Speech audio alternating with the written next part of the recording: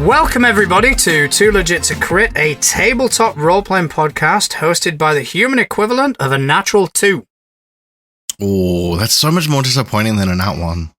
I know, right? Because a nat 1 is still it's at least a moment, event. you know what I mean? Yeah, like, nat 2 is just like, oh, I failed, and it wasn't even a spectacular failure. Exactly, you just kind of disappear into the abyss of mediocrity. Well, not if you're a College of Eloquence bard. I don't know. You're talking in that. I'm talking in 5e terms. In that weird 5e. Well, College of Eloquence bards have a really cool ability where if you're rolling deception or persuasion, if you roll sub 10, it's just a 10 plus your modifier. So you cannot. So my name is John Santana. I'm still Justin. He's so fed up with 5e already. It's great. Yeah, sorry, I lost interest. But it's bard talk. Yeah, but it's 5e talk. It's combining a hate with a love. It's great. There is nothing interested in 5e for me. So how are you, buddy? I'm good, man. Ran my first session of my campaign since we last recorded, so I'm looking forward to talking about that in a little bit. And yeah, just chilling, man. What about yourself? Yeah, I'm doing good as well. Like my homebrew campaign, they're kind of chin deep in a new sort of arc, as it were. Ooh. Which is already fucking with them, and I am enjoying every single moment of it. Well, I mean, that's good. So they're in this idyllic town, and, you know, idyllic towns are never what they seem. No. And this one is definitely not what it seems. Lovely. And they've been attacked a couple of times by a certain creature, or a certain type of creature, should I say, and... Is the whole town a mimic? No, but the whole town is almost unaware of any of this happening. It's almost like it breaks reality. Oh, God. So, yeah, the paranoia levels are quite high. I still think I could get it higher, so... Okay, that's kind of what I'm going for. You're currently sitting at like an 8, you want to dial it all the way up. Yeah. Gotcha. Yeah, I don't think an 8 is satisfying enough for me. Adequate. It's not adequate, mate. You know, I struggle to get an erection on an 8. Pull your finger out, John. Well, if we're talking about erections. I guess put your finger in. Oh, right. Anyway, moving on swiftly. Whew. All right. Okay, so do you want to should we go through some news, or do you want to talk about your game? Which are you most excited for? I mean, obviously, I'm most excited for talking about my game, because it was very fun, and it started out very much as I was expecting it to. So they all came to in the hold of the ship, as you read from the notes I sent you. You know, they met the captain. I've already found my U of the party. I will clarify on that a bit. He spent the entire initial interaction with the captain taunting him whilst chained to the floor on the guy's boat, taunting the captain. Very you thing to do. He promptly then, once the captain left, discovered the loose nail that was, you know, there for plot reasons to undo their chains and locks and whatnot with. Did that, proceeded to put the lock on his horns because he's a tiefling. So he was like wearing the lock like a trophy and wrapped the chains around himself like a cloak. That doesn't sound like me. No, that bit's not you. No, that bit's definitely not me. No, the bit that is you, though, is telling every single pirate he encountered as they went through the vessel that their locks were shit. Yeah, that does sound like it. And then, so they have the first encounter with some of the crew, you know, pick up some weapons and stuff, proceed through, fight against the quartermaster, kill him, get his key, open the armory so that they're able to re-gear, because obviously they've gone this far without any of their equipment. At which point, they walk into the armory, and the bard character, Manfan, the total bard, finds his bagpipes. And before anyone has a chance to, locate their gear and equip it and don their armor, reunited with his bagpipes, decided to play a little ditty.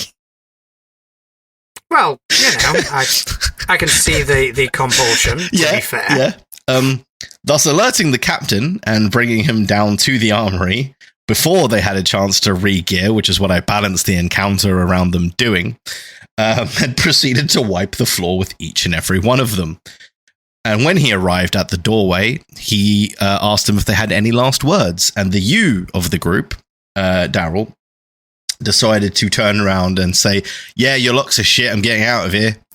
At which point he knocked him out first. He's currently being keel-hauled. No, makes sense. It then progressed into everyone on the floor apart from one character who decided to make one last-ditch plea for not being knocked the fuck out. And I was like, okay, well, give me a diplomacy roll, or it was a persuasion roll, because different roles for a different system, but same difference. They made their roll. They rolled like shit. I was laughing because I was like, there's no way he's failing this. I forgot I was rolling. I rolled in that one, which meant that even with the modifier, I was about 3 under what they rolled. So he did knock them out. And Rachel's now the quartermaster of the ship because they, killed half his crew and his quartermaster, and he needed someone he could trust. And the one that seems to be in charge of the people he just knocked the fuck out seems like a good choice. So how far away from what you had originally envisioned have the party taken you? The captain was meant to be dead. They were meant to be in charge of the ship. They're not.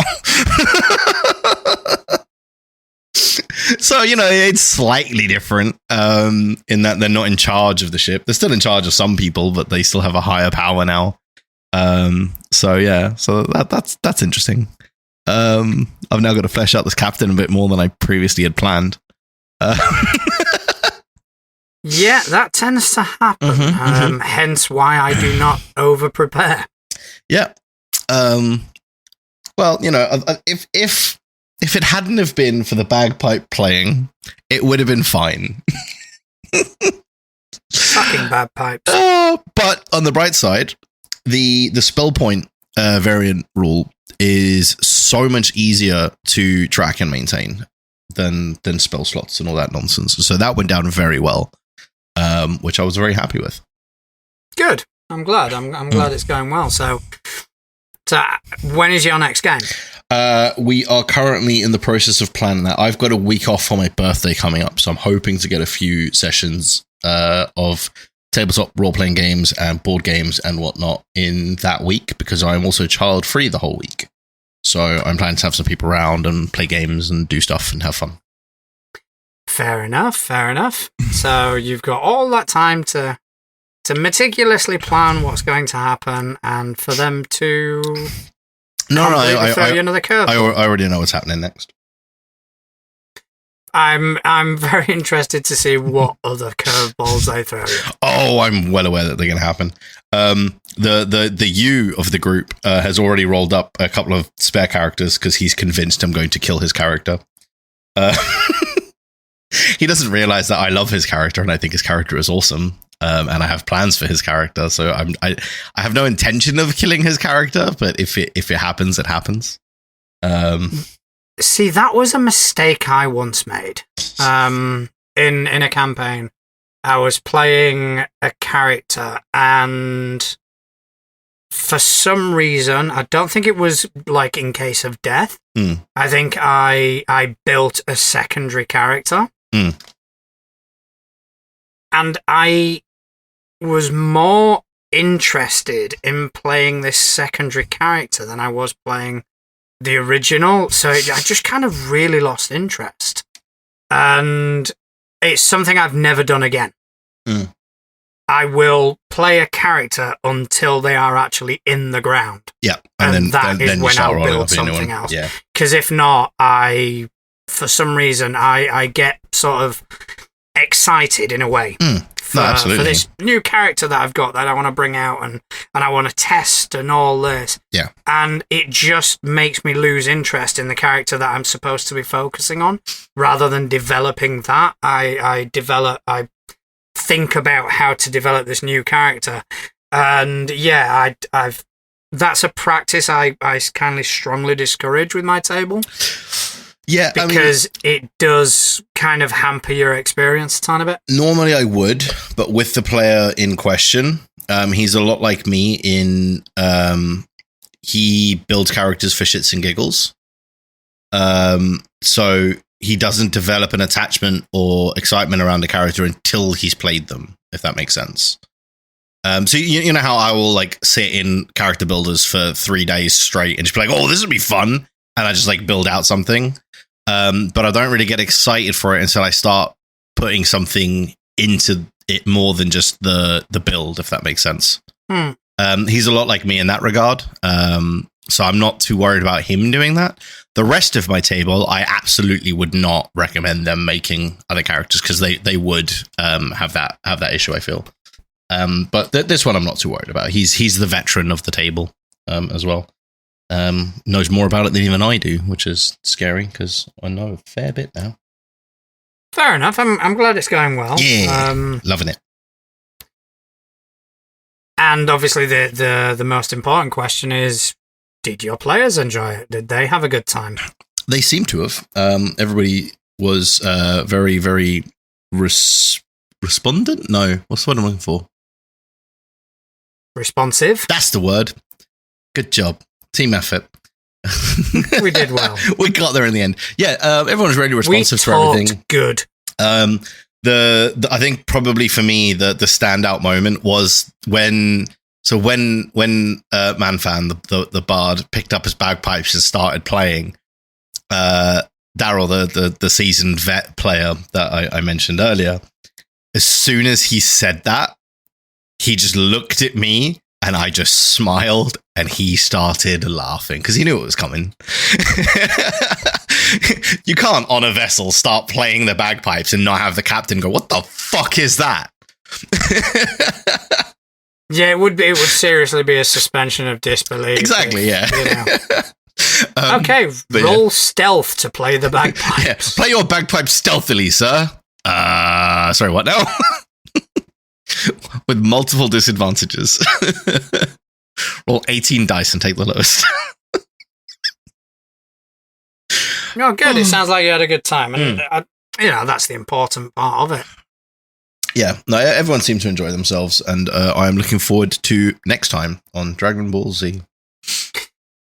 Fair enough. And kind of speaking on next time, I'm kind of currently in the process of putting together a Blades in the Dark campaign. Because Blades in the Dark really lends itself well to single session like sort of scores type thing. And because the overall progression is as much to do with the individual characters as it is to do with the crew. Yeah. What I am doing is essentially building a crew. Okay. Which will have, I don't think I've put an upper limit on members, but it will be a case of maybe once every couple of Fridays when I don't have the kids or any other sort of responsibilities, just kind of approach everyone who has decided to kind of build a character for this and kind of go, right, who's in on Friday? Yeah, I think that's kind of cool. I like that. If it's 2 people who turn up, great. If it's 6 people who turn up, even better. And we'll kind of run through a score. And then that will kind of improve the overall standing of the crew within the city. Yeah. And that will be kind of the main focal point. So currently I've got 1 person built. I've even built a character as well in case anyone else wanted to run a score. Yeah. I mean, I absolutely will build a character. So yeah, if you want to build a character absolutely, as man. well, I've also got another 4 people interested. Ooh.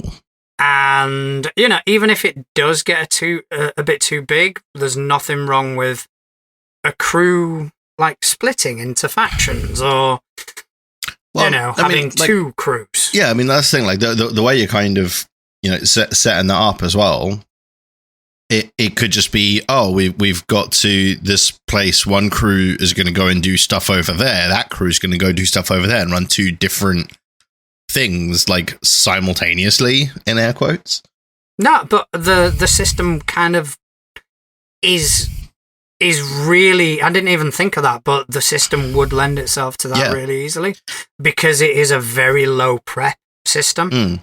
Most of kind of like the story development and everything that happens is down to dice rolls and improvisation. Yeah, no, I mean, it definitely sounds a lot of fun. And yeah, it makes me think of like, you know, the old Star Trek episodes where like every week they go to a different planet and they've got a different crew because, you know, all the red shirts last episode died, etc. I think that'd be kind of cool. Yeah, it is kind of that, and because everything you do will have an impact on the overall crew and how big the crew's getting. Yeah. Then yeah, I think it's a nice little project, nice little side project that I'm kind of looking forward to getting going. Yeah, man, sounds good. Alongside all the other side projects I've currently got. Alongside the laundry list of things we keep adding to both of our plates. Yeah, I mean, I've got 2 Pathfinder Society scenarios to prep for the next couple of weeks. I'm still delving into Bind. Mm-hmm. Yeah, same. Because I do want to run that. Sci-Fi is actually trying to get Bind put onto Foundry. Ooh. Which is going to be quite interesting. Yeah. So yeah, it's one of those things that, oh, I should do this, but if I carry on saying I should do this, it'll never get done. Whereas if I start committing, then, you know, at least it gives me the kick up the arse I need to kind of put things in motion. Yeah, I mean, you put it out in the world, and then you're always going to have somebody go, "Oh, what about that thing you said on you know?" Exactly. A while back. Yeah. Exactly. And, you know, I think the next thing that kind of needs to happen is Bind. So I'm going to be probably getting in touch with Marlon over the next week or so and seeing when we can set up a session. I just need to think and write something for said session. This is dangerous. Thinking and writing, that's not our strong point. Well, I kind of disagree. I think it is one of my strong points. It's not mine. It's probably not as enjoyable for the players as it is for me. One of the people in my homebrew group actually works in the same office as I do. Oh, God. And for the past few weeks, he's just heard me giggling to myself as something's occurred to me. Something that I can later kind of run home and write down quickly. But yeah, the amount of times we've been sat in the office and I've just gone, Hup. Yeah, I know that giggle well. And yeah, soon he will see why I was giggling so much. It's going to be one of those moments when it happens, you're going to go, was that Friday's giggle? And you'll be like, no. No, this was the overall giggle. Oh, no, that's cool, man. Yeah, so, you know, future projects. Any of our listeners that do kind of want to join in the fun, just let us know on the Facebook group. Probably the best way of doing that. Yes, I would say that's probably one of the best ways of getting hold of us for anything, really. Yeah, to be honest, that is quite true. So, should we take a look at some of the news that we've encountered? I think we should. Because there's one big piece of news, really. It's like really big. Yeah. So I might wait for that towards the end. Oh, okay. Well, which one did you want to start with? Because we've got a few bits here. All right. Well, I found this on Dicebreaker, and it is Eat the Reich. Mm-hmm. It's a gory, self-indulgent, no, not self-indulgent, a gory, indulgent, quick-fire RPG about World War II vampires out to drink all of Hitler's blood. Okay. Yeah. So apparently the person that's kind of behind this is quite well known for sort of out there RPGs. Mm-hmm. He's responsible for Spire, Heart, Die RPG, Orkborg, and a number of other titles that wear their effective hearts on their sleeves. So essentially, this is about a group of vampire commandos that are kind of sent into Paris in their coffins. And they are just going to battle their way through and kill Nazis, essentially. Yeah, I'm just having a look at the Kickstarter. One, it's incredible. It was funded in 31 minutes. They had a goal of £20,000. They're currently sitting at 241,435. There is 9 days left. So if anybody out there wants to go and pledge, you can. The artwork looks amazing. But it looks like it's a quick to learn D6 dice pool system on the Havoc engine that encourages creative violence. It sounds like a game for you. I don't know.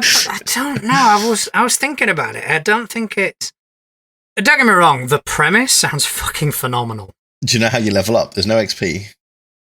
Go on then, tell me. You drink their blood to level up. Enemy reinforcement rules that keep the vampire invaders on their toes. Non-accurate maps of Paris with lots of location details and ideas for fun things to destroy. I like that they've like specified that as non-accurate. So you don't have like somebody who lives in Paris going like, that street is not there. Sacre bleu. But like just looking at some of the stuff, like they've got stuff specifically designed for VTT as well, which is cool as part of the. Like, yeah, apparently they've package. Signed with Alchemy, is it? Or is that another? I haven't seen that anywhere. No, that might have been something else. Yeah, but it looks really good. Basically, they're saying think Wolfenstein crossed with Danger 5. It looks awesome. It's the kind of game I think would be really fun to play. Like, just like, you know, you're all around someone's house for, you know, board games or just chilling out or whatever. Just whack out and send some vampires through the trenches. Because why not? I think you kind of hit the nail on the head. To me, like reading through it, it does seem more like a board game than a TTRPG.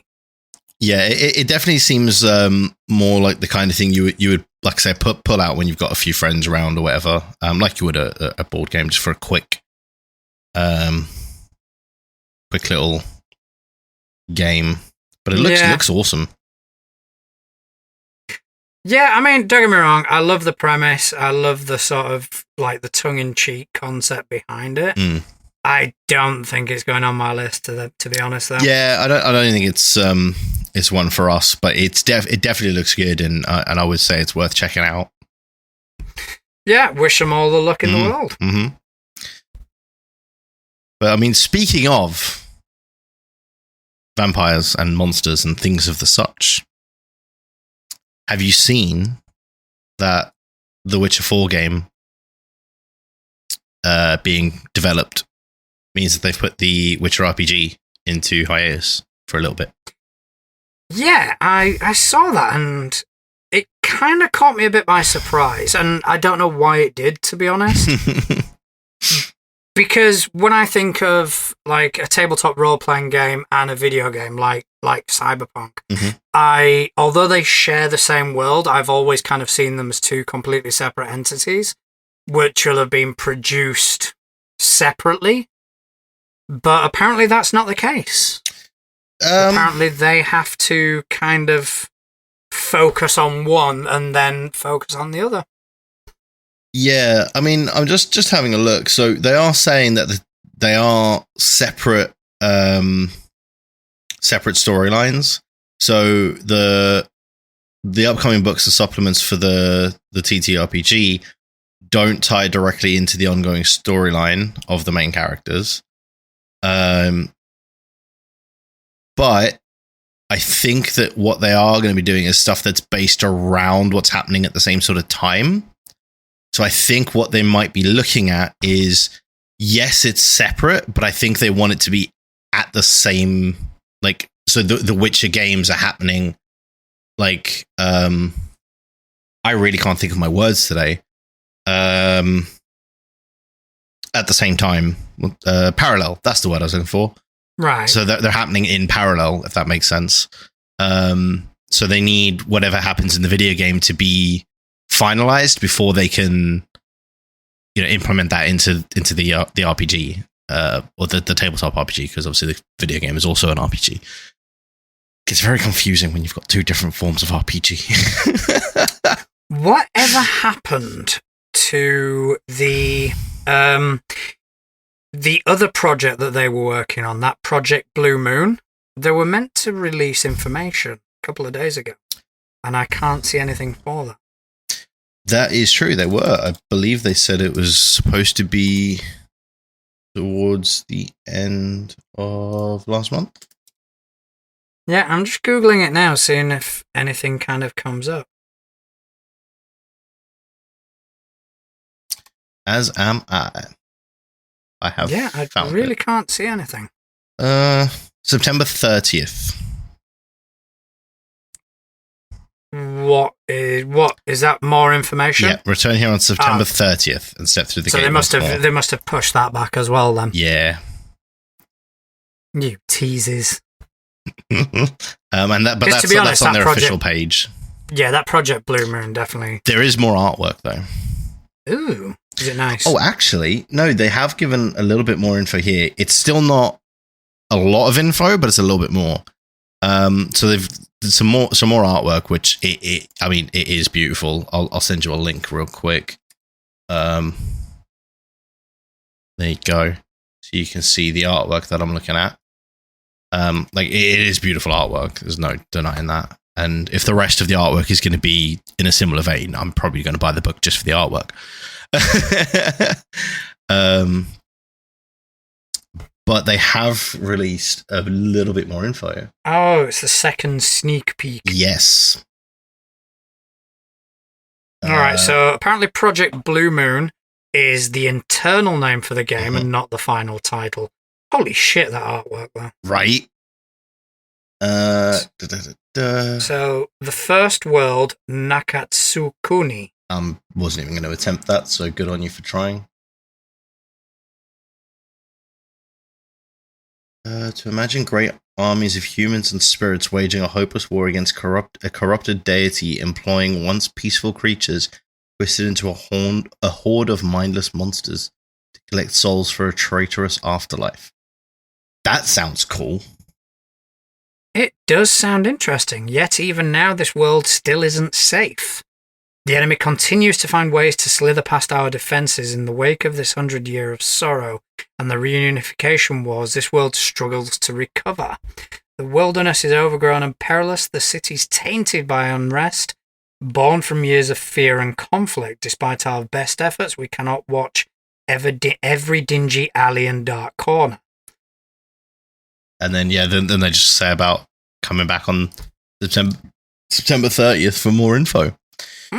I am intrigued. I think this one definitely deserves to go on the watch list. Absolutely. If it's not already. Yeah, it absolutely Did we have that already? I honestly can't remember if we put it on there. We did not. We should. I'm going to drag that over. Yeah. Wait, it's not even... Where did we put it? Yeah, because this wasn't... this is something that occurred to me, like... Yeah. It's like, fuck The Witcher. I want to know about Blue Moon. Yeah, I mean, I think The Witcher, for me, the TV show kind of tapered off in this last season, and I'm definitely not watching next season without Henry Cavill. It's just, it won't be the same. I can't say I didn't enjoy the Witcher. I haven't seen all of it because it's one of those shows that I've watched that I've enjoyed, and the moment I've gone on to something else, completely forgotten it. Yeah. So even if I were to kind of pick up the next season, it'd be like, what? Where the fuck am I? Yeah, I mean, so something I do with like those kind of shows is whenever I'm going to watch the new season, I rewatch the old season, or at least the last like 3 episodes, because then I can remember where I was. Yeah, I do that as well, but the show has to really interest me in order to do that. For example, Only Murders in the Building has come out with series 3. So sure as shit, I'm going to probably rewatch it all before watching series 3. The Witcher, not so much. Yeah, I think they've made a mistake, like recasting the same character with a different actor. I think if they brought in, because the plan's to bring in Liam Hemsworth, right? Right. Because Henry Cavill had some disagreements with the way they were taking the franchise and stuff like that. So he basically told them to do one. And instead of bringing in Liam Hemsworth as a different Witcher, they're bringing him in to play the same character that Henry Cavill was playing. And I think that's a mistake. Yeah, fair enough. I don't think my issues with it really are tied to Henry Cavill.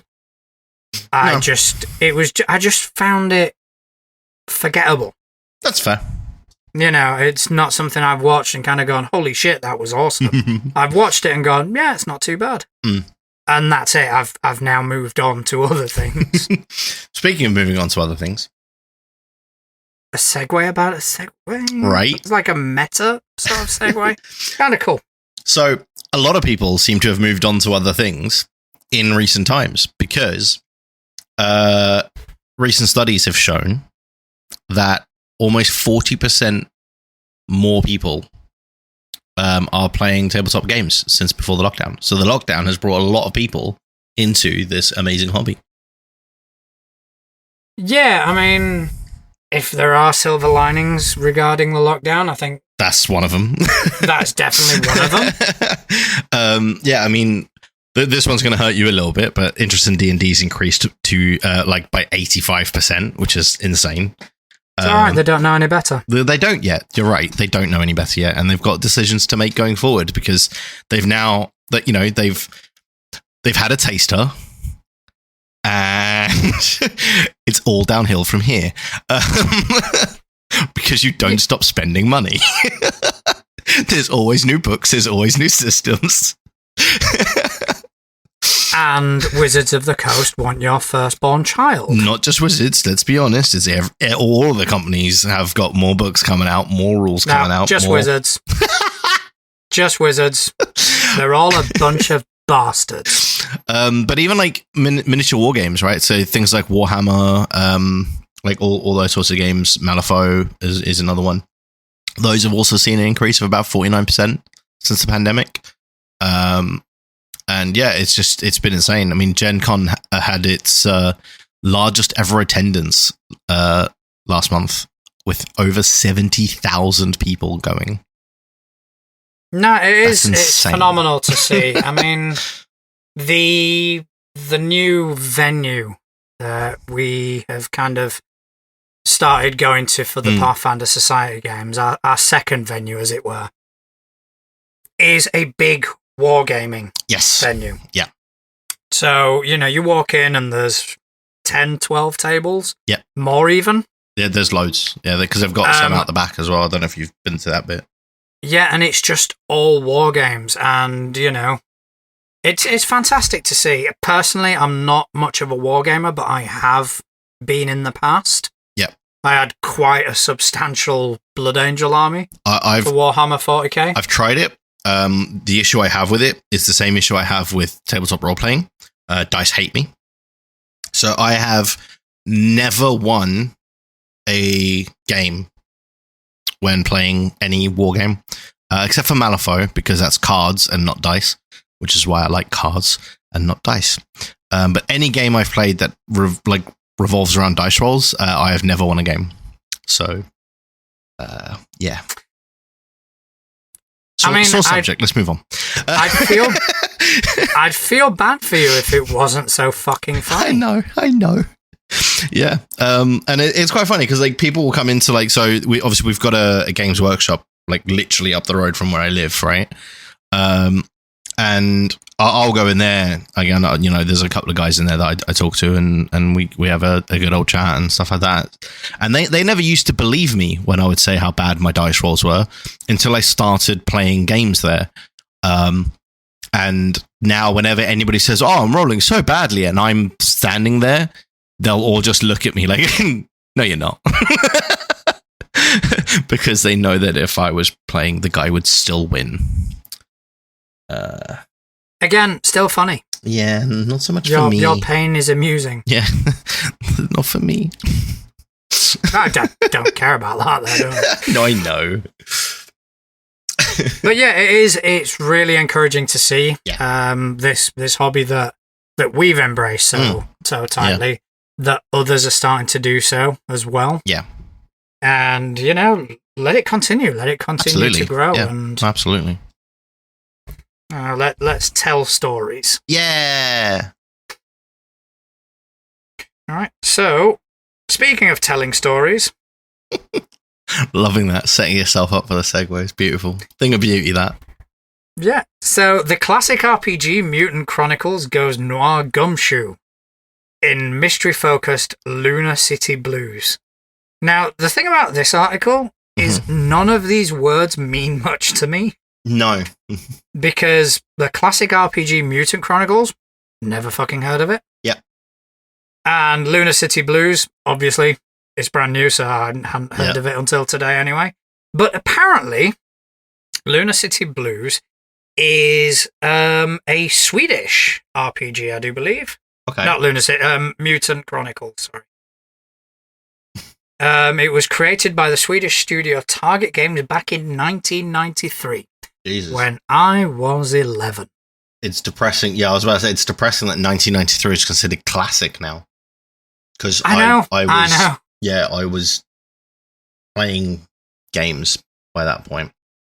What was I doing at 11? I was moving over to Spain. Yeah, I was playing board games and surfing. That's what I was doing in 1993.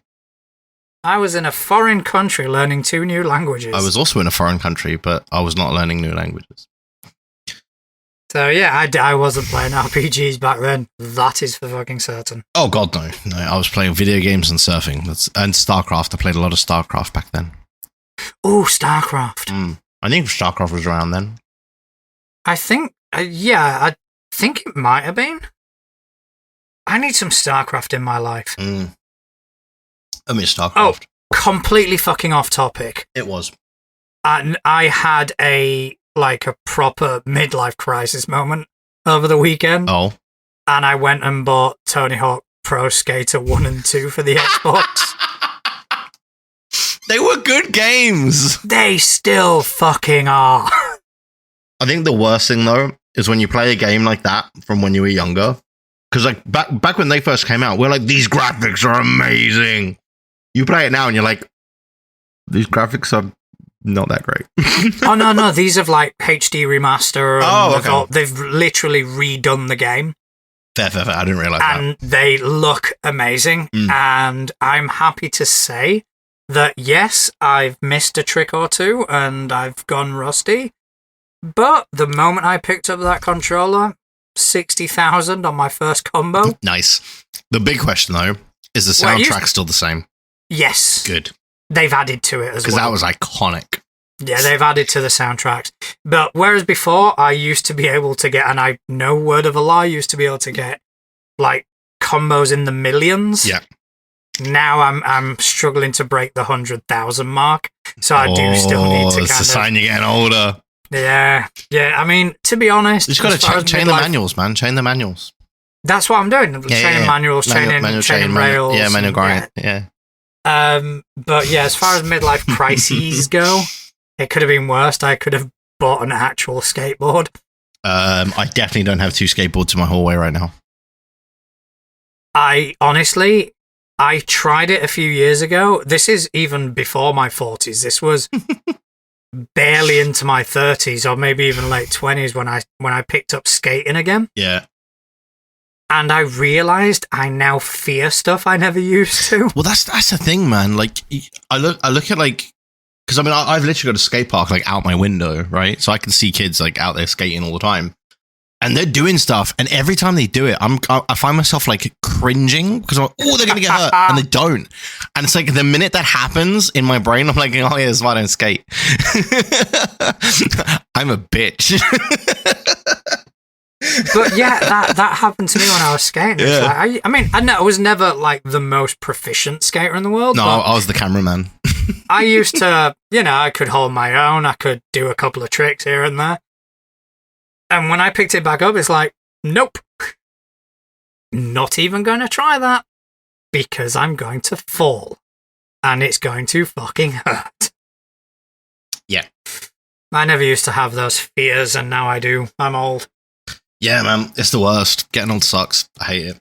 Anyway, So, yeah, we digress. Tony Hawk Pro Skater. We digress. Well, no, we digressed even further than that. We started with Mutant Chronicles Lunar City Blues. Oh, yeah, we were talking about the Swedish game, weren't we? Yeah. And then we moved on to StarCraft somehow, which came out in 1998, by the way, not 1993. I was 5 years wrong. So I wasn't playing StarCraft yet. Still, you are forgiven. Yeah. All right, so apparently this new sort of iteration of Mutant Chronicles is going to be a lot more investigative. Ooh. And a bit more, well, like I said in the title, noir gumshoe. Mm-hmm. See? See. Honestly, I want to play like some kind of detective-y character in something just so I can use that voice. I want to play an entire campaign talking like that. I think probably, I mean, the only one that springs to mind for me would be probably like Call of Cthulhu. That would be fucking awesome. See. See? Oh, no, that would work in Delta Green as well. There's a dame and all this, and whiskey and all these buzzwords. Yeah, man. All right, so I like your Muxie, kid. Oh, I need to build this character now. All right, so that's going to be your character for Delta Green. Dude, yes. All right, okay. Yes. Done. Oh. All right, because Delta Green is coming. We are going to kind of lean I need to build a proper character for that because I've only played that one shot that we did, which I enjoyed, and my character died, so I couldn't even use that character if I wanted to. And the thing about the one shot, you didn't really experience the nitty gritty of the insanity, the existential dread, which is just it's crisp. What do you mean I didn't feel the nitty gritty of the insanity? The insanity caused me to get shot in the face. Yeah, but still, it's a lot more nuanced in actual Delta Green. That was just a one shot with a pre-gen. It was one shot. You're right. It was one shot in the face. It was a good fucking shot. It was a great shot. I can't fault the shot. It was brilliant. Oh, man. All right. Okay, so where are we? Where were we? Okay, so speaking of kind of reviving older things. Yes. Luke Gygax is bringing back Gary Gygax's Castle Zaggig. Yes. And apparently he's looking to bring back a few other things as well. But it's not going to have any of Gary's notes. No, apparently not. And apparently, at least this one is going to use Castles and Crusades as its system. However, they will give you a document with conversion notes to 5e. Yeah. Why ever you would want to do that is beyond me. Because 5e is amazing. Oh, shit, you were serious. Sorry. I mean, I think it's amazing. I like it. So you can get the 7th for Castles and Crusade. You can get the 7th edition Player's Handbook in PDF for free. For free. So that's the best word. And guess what? For free doesn't break your vow, even though you've already broken it. I've not broken my vow. You absolutely I've not broke broken it. my I have not broken my vow. You absolutely broke it. No, I did not buy those. They were bought for me. And they weren't. Yes, they were. A birthday present, dude. If they give you the money and you spend the money on something else, that's not them giving you what you spent the money on. They gave you the money. They gave me the money, so I spent it on what I wanted. It's not how it works, John, and you know it. Yes, it is. I did not break the vow. The vow is still intact. Oh. And now, after playing Blades in the Dark, I've played one of the games that were on the list. Oh my so gosh. I can now buy more. Well, there So, you just go. 'cause- You heard it, game creators. John's wallet is back out there. Oh, this They slot are is well back aware. in action. My wallet is ready to give it up.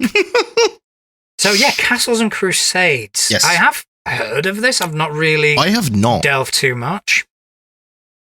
But this is probably something I will look into, and if it's worth reporting, we can talk about it next week. Yarp.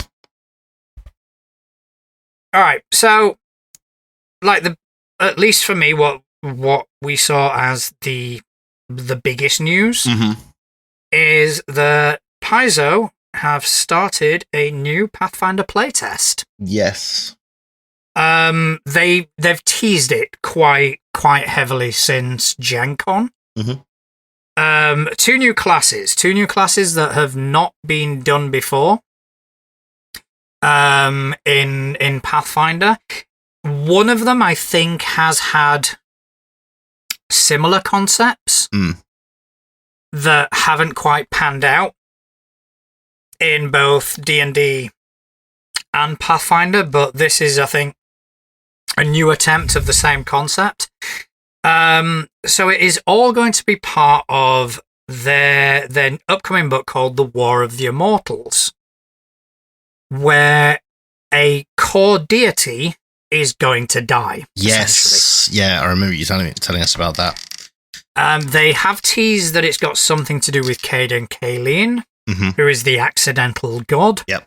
Now, Which whether I he's love. the one who dies or he is the reason one dies, they have not revealed that. What they have revealed is they are kind of leaning in the immortality and the deity sort of aspects of this book, where there are going to be new 20th level capstones, which essentially will make your character immortal. And that immortality will take different sort of iterations. Maybe you get reincarnated constantly. Maybe you just are the traditional immortal who never ages, etc. But that is going to be like a 20th level capstone. But the information that they've given most things about, because of the playtest, is about their two new classes. Yeah, I was just reading that. One is the Animist. Yeah, that one looks fun. Which is a wisdom-based divine spellcasting class that bonds with apparitions, ephemeral spirits who share their power and knowledge in exchange for the Animist acting as their agent within the physical world. Yep. Bond with a steward of stone and fire to add primal power to your spellcasting. Make a pact with an imposter in hidden places to gain access to sneaky and deceptive magics. Or allow a witness to ancient battles possess you and lend its martial talents to your repertoire. Sorry. Got there in That's the end. the one. Got there in the end. So they tried doing something similar in first edition with the medium, and it Didn't was work. a good concept, but it just kind of felt like a jack of all trades, master of none. Whereas this, you don't sacrifice your character to gain these abilities; they are actually added on top. Yeah. I was just reading that. I kind of like that because they're saying about it's essentially a spellcaster who can change their abilities each day or even moment to moment based on the spiritual entities that they align themselves with. That's really flexible by the sounds of it. Oh yeah, 100%. I like that. I've started building one. Not that I'll get to play it, but I've started building one. and you can choose between having like a primary sort of spirit or multiple. And both of these things kind of give you different bonuses, and it seems like a really interesting class. Yeah. And the other is a martial character called the Exemplar. It is a charisma-based divine warrior possessing their own spark of divinity. Essentially a demigod by the sounds of it. Yeah, when they were explaining it, the first thing I was thinking was Maui. Yeah. Because not only have they kind of given the character this sort of Polynesian aesthetic, but they even mentioned they said like it could be like Hercules or Maui or blah blah blah.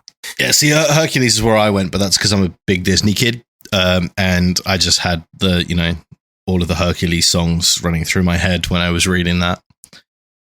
No, fair enough. Good old Disney. But then again, Maui's Disney as well now, isn't he? So. And the way this one works is that they have one divine spark, but they have multiple receptacles. Yes. So they've got like a receptacle weapon, receptacle armor, and then a worn receptacle, where they can imbue their spark into whichever one they choose, which will give it extra abilities. And then as an action, they can expend that for a heightened effect. Yeah. And then that will travel into their other receptacle, which they're calling icons. Yeah. So the example that they gave is you can have a warrior with a greatsword, armor, and some enchanted sandals. You can have the spark in the sandals and expend it to give him a burst of speed. Yeah. To get up to the enemy, which then transfers the power to the weapon for one hit, and then it transfers it to his armor for anything that's coming back at him. Yeah. And it's like, holy shit, that sounds amazing. Yeah, it does sound really good. Yeah, I look forward to hearing your feedback on those once you've had a chance to see them in action, if I'm honest. Yeah, I did prompt the players that are coming to the Society game this Saturday and next. Hey guys, you've got these, you can build them. I kind of want to see what they look like. Build them if you want. They're there to be used. Whether they do or not is beyond me, but I really hope they do. Because it sounds fucking phenomenal. Yeah. So I think that's about it for the news. I think so. Shall we head to the couch? Let's take a wander over to the couch. I think we should. Shall we? Have you got a question this week? I have got exactly 0 questions. I tell you what, sci-fi is... we need to have a word. We do need to have a word. I have 2 questions. Ooh. And they're actually, I think they're kind of tied into each other. Okay. Pretty well. So I'm going to we'll go with order of receipt. So the first one was Corvus Corax from the Temple of Dusk Maven.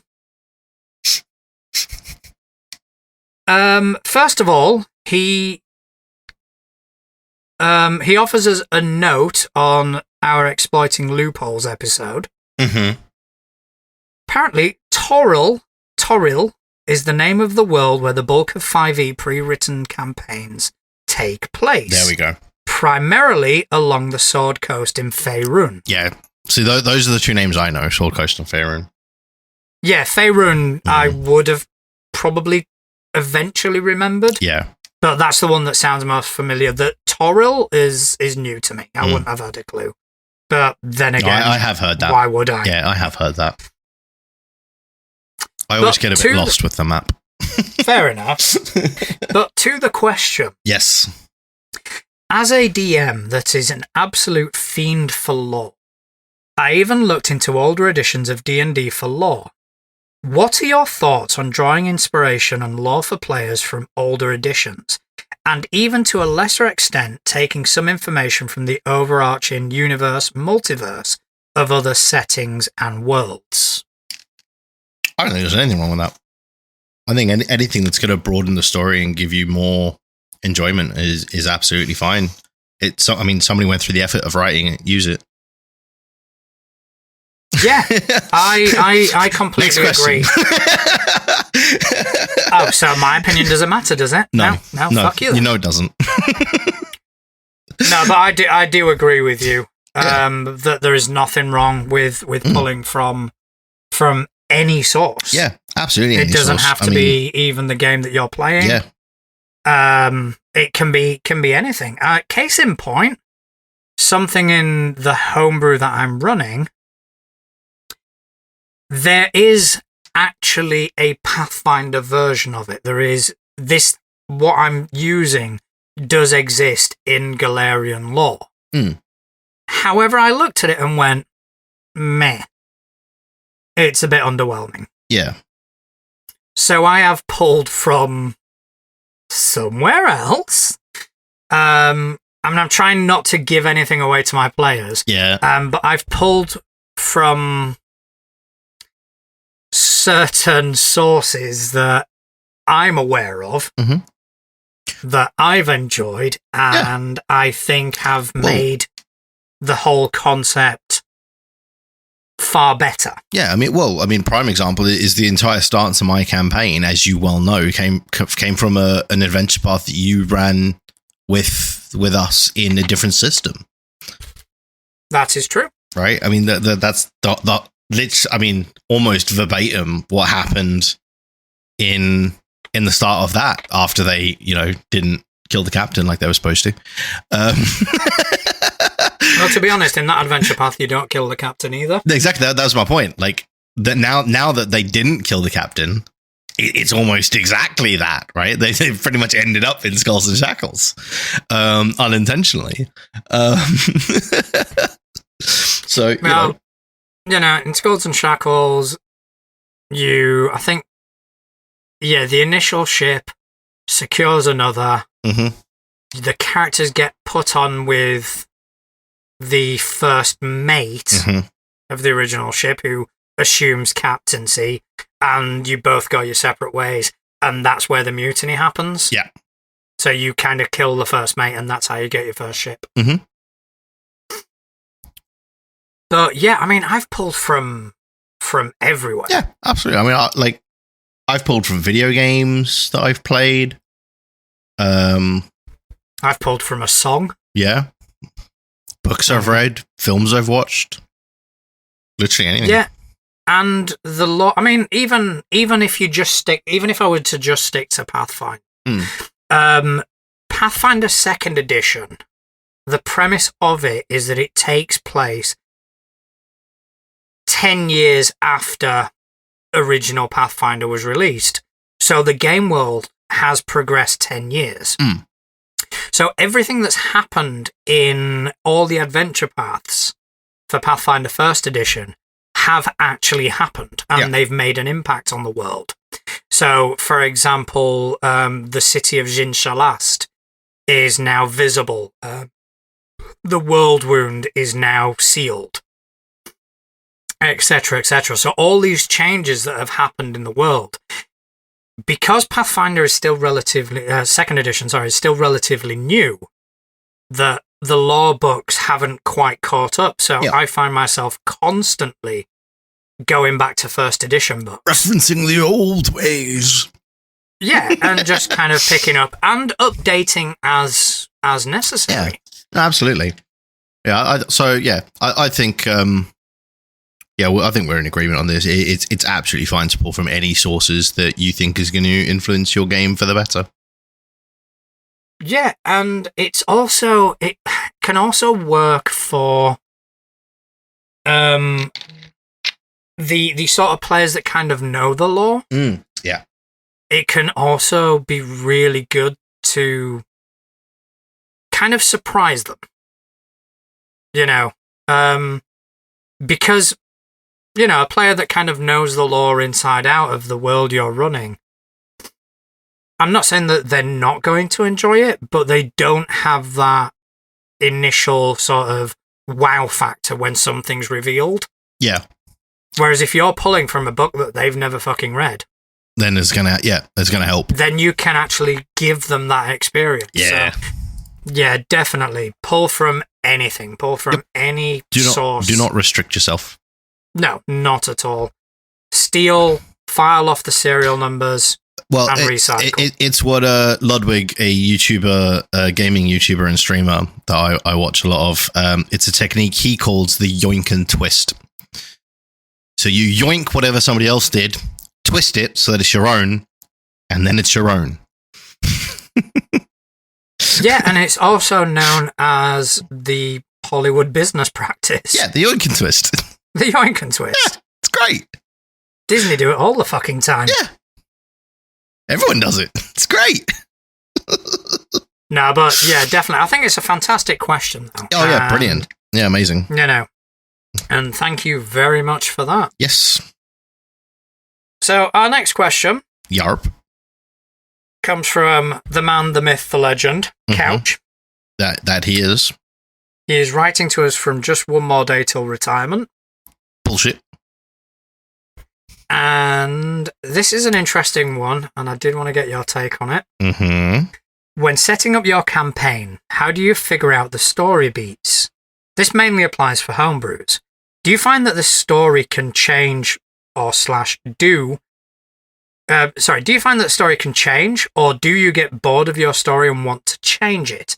How much sit time do you give yourselves to work out the next part? So I don't really plan all that far ahead. I tend to plan out like the first 3-ish sessions, right? Because I need to make sure that I know like where my hook's going to be, right? And so I will plan to that point, and then once I've hit the hook, I just freeball it. But I know where the end point is, and everything in between, I just do what feels right. So I kind of freeform it from there.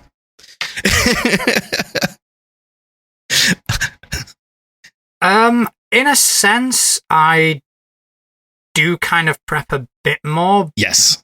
But I improvise more than you do. Yes. It's kind of a weird combination of both. Yeah. So I will have an overall heading for the campaign. Yeah.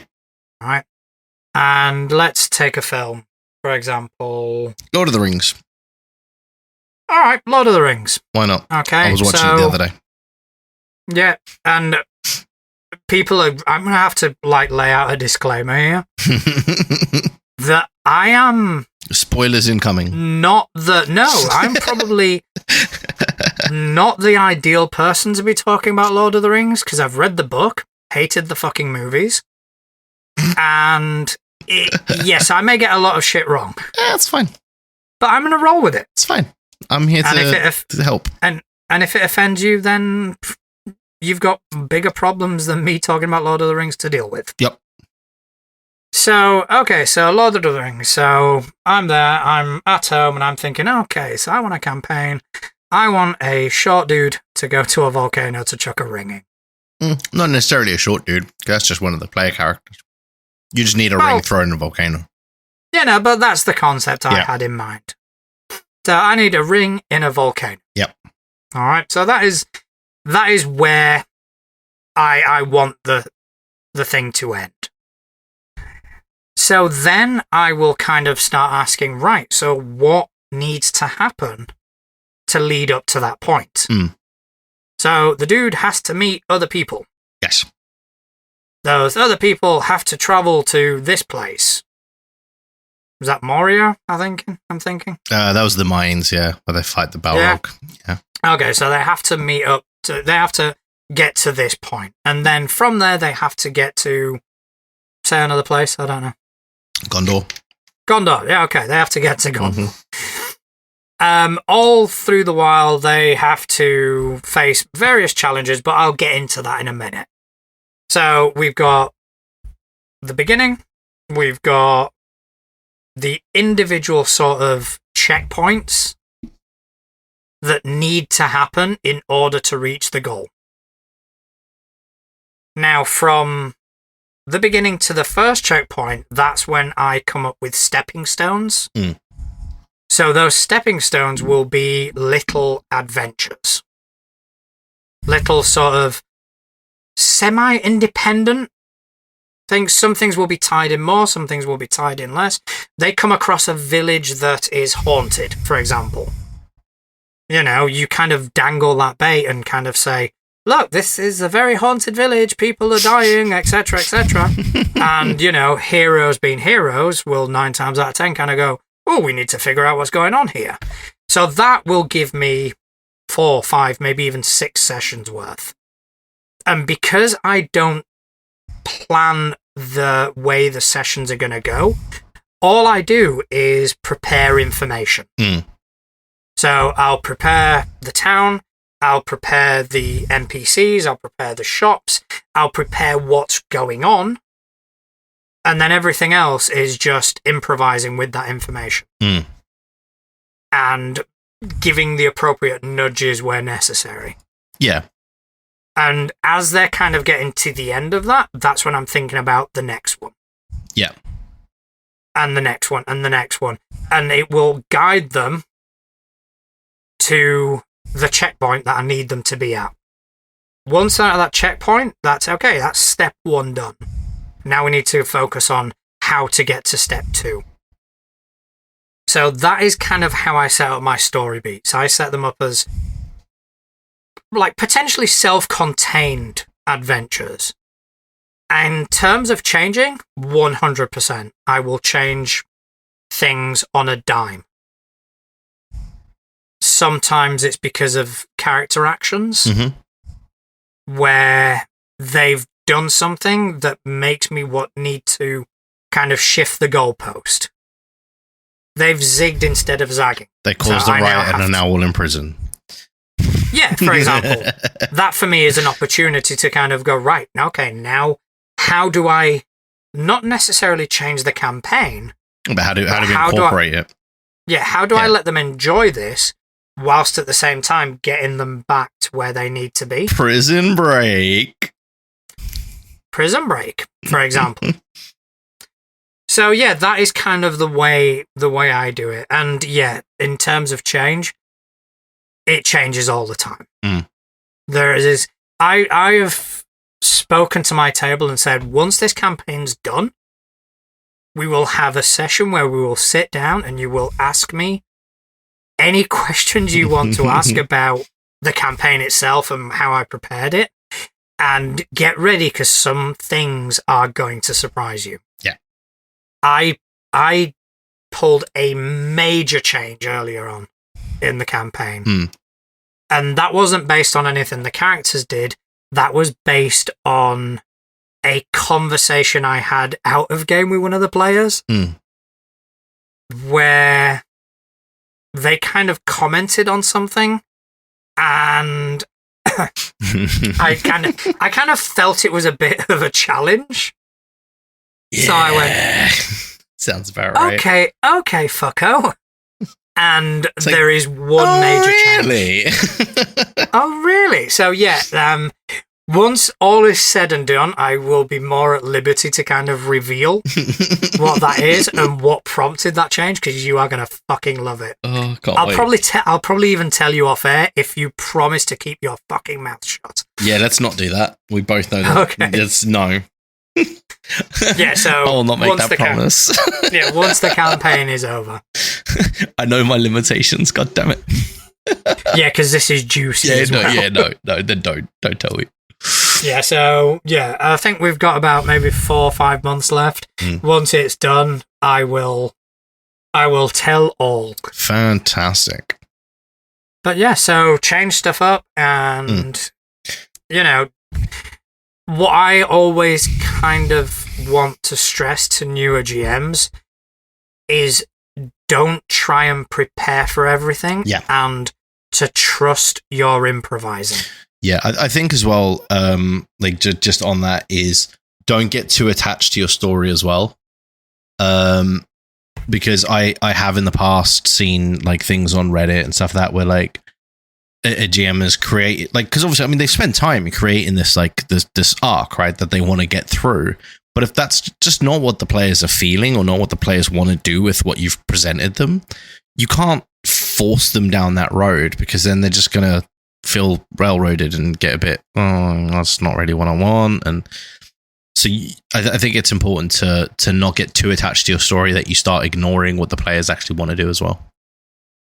Yeah, I completely agree. And I think a lot of the reason for that is there is a habit for GMs, which is when they prepare a homebrew, it's almost like they're preparing it for somebody else to run.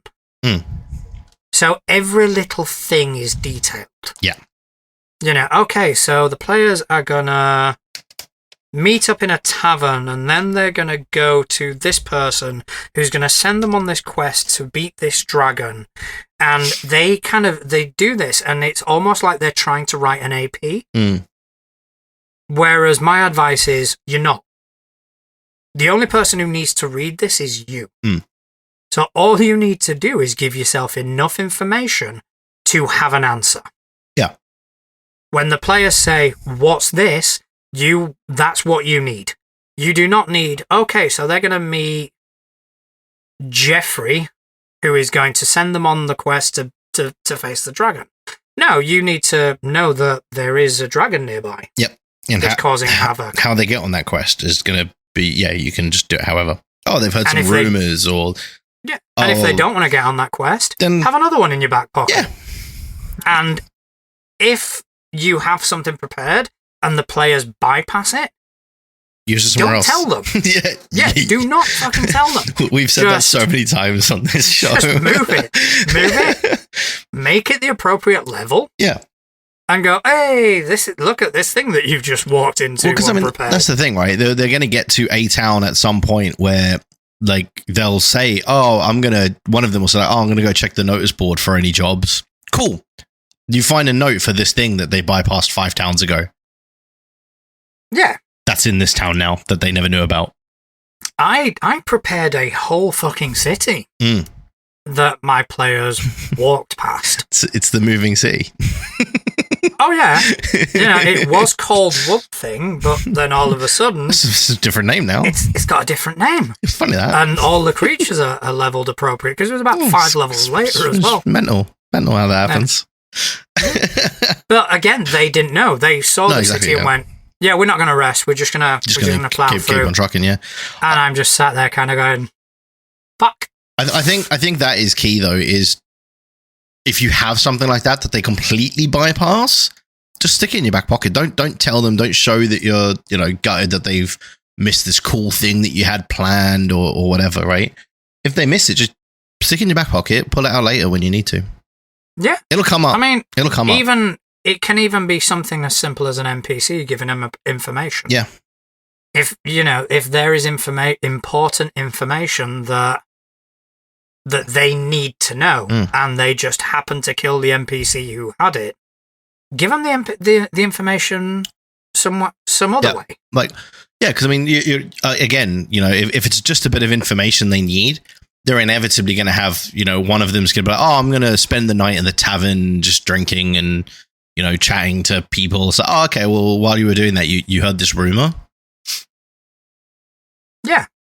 That's it. You just recycle the things you need and use that to kind of to build your story and give the players the direction that you need to push them or gently guide them, should I say, towards your next story beat. Yeah. So, I mean, that's probably the best advice I can give any GM, to be honest. Yeah, absolutely. Well, I do believe that's about all we've got time for. I would agree with that. All right, so thank you to Couch and Corvus for sending in some fantastic questions. Yeah. Thanks to you for spending some time with me this evening. So kind. Do you want to tell people whereabouts they can find you on Tinterwebs? Yes. So you lovely folk can find me pretty much everywhere at Justin Accurate TV. And of course, over on our Facebook group. As for me, you can find me on most social media sites as @NaturalJuan. I'm mostly active on Mastodon, dice.camp. You can also find me in the Facebook group. And yeah, other than that, all I want to say is thank you to everyone who's for taking time out of your busy days to listen to Two Idiots Waffle On. If you are interested in the show, please help us get the exposure we need to kind of grow and build this community. So thank you very much to everyone. Good night. See you later, folks.